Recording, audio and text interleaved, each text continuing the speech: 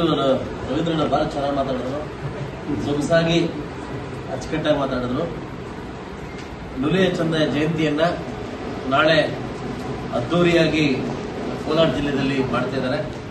ನಮ್ಮ ತಾಲೂಕಿಂದ ಕೂಡ ಎಲ್ಲ ನನ್ನ ಏನು ಕರ್ಮ ಸಂಘದ ನಮ್ಮ ಎಲ್ಲ ಸಮುದಾಯ ಬಂದಲ್ಲಿ ಕೂಡ ನಾಳೆ ಅಲ್ಲಿ ಆಚರಣೆ ಆಗಬೇಕು.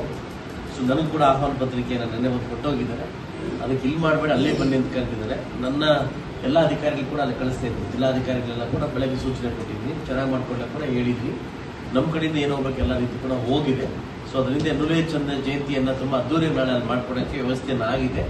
ಸೊ ಇದಾದ್ಮೇಲೆ ನಾನು ನಮ್ಮ ಸಂಘದ ಅಧ್ಯಕ್ಷರಾಗಿರ್ತಕ್ಕಂಥ ಸೀನಣ್ಣವರು, ನಮ್ಮ ಮುಖಂಡರಾಗಿರ್ತಕ್ಕಂಥ ನಮ್ಮ ಗ್ಯಾಸ್ ಸೀನಣ್ಣವರು, ಮತ್ತು ಗೌರವದರ್ಶಿ ಮುನಂಟಣ್ಣವರು, ನಮ್ಮ ಏನು ರವೀಂದ್ರಣ್ಣವರು ಎಲ್ಲ ನಮ್ಮ ಶೆಟ್ರಿ ಸುರೇಶ್ ಎಲ್ಲರೂ ಕರೆದ್ಬಿಟ್ಟು ಒಂದ್ಸರಿ ನನ್ನ ಮನೆಗೆ ಬಂದರೆ 15 ತಾರೀಕು ಹಬ್ಬ ಆದ್ಮೇಲೆ ಮನೆಗೆ ಬಂದರೆ, ಸೊ ನಾನು ಏನು ಸಮುದಾಯ ಭವನ ಕಟ್ಕೊಡ್ಲಿಕ್ಕೆ ತಾವೇನು ಮನವಿಯನ್ನು ಕೊಟ್ಟಿದ್ರಿ, ಈಗಾಗಲೇ ನಿಮ್ಮ ಸಂಘವನ್ನು ರೆಫರ್ ಮಾಡಿ ಕಳಿಸ್ಕೊಟ್ಟಿದ್ವಿ.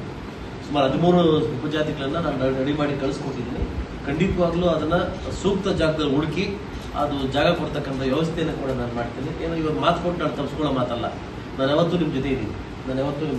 ಅದರಿಂದ ಹಬ್ಬ ಆದಮೇಲೆ, ಗಣೇಶ ಹಬ್ಬ ಆದಮೇಲೆ ಒಂದ್ಸಲ ಮನೆಗೆ ಬಂದು ಶ್ರೀಧರನಿಗೆ ಹೇಳ್ತೀನಿ, ಮನೆಗೆ ಬಂದು ಕೂತ್ಕೊಂಡು ಸೂಕ್ತ ಒಂದು ವ್ಯವಸ್ಥೆ ಮಾಡ್ಕೊಳ್ತಕ್ಕಂಥ ಜವಾಬ್ದಾರಿಯನ್ನು ನಾನು ಹೊತ್ಕೊಳ್ತೀನಿ. ಆಗ್ಬೋದಲ್ಲ?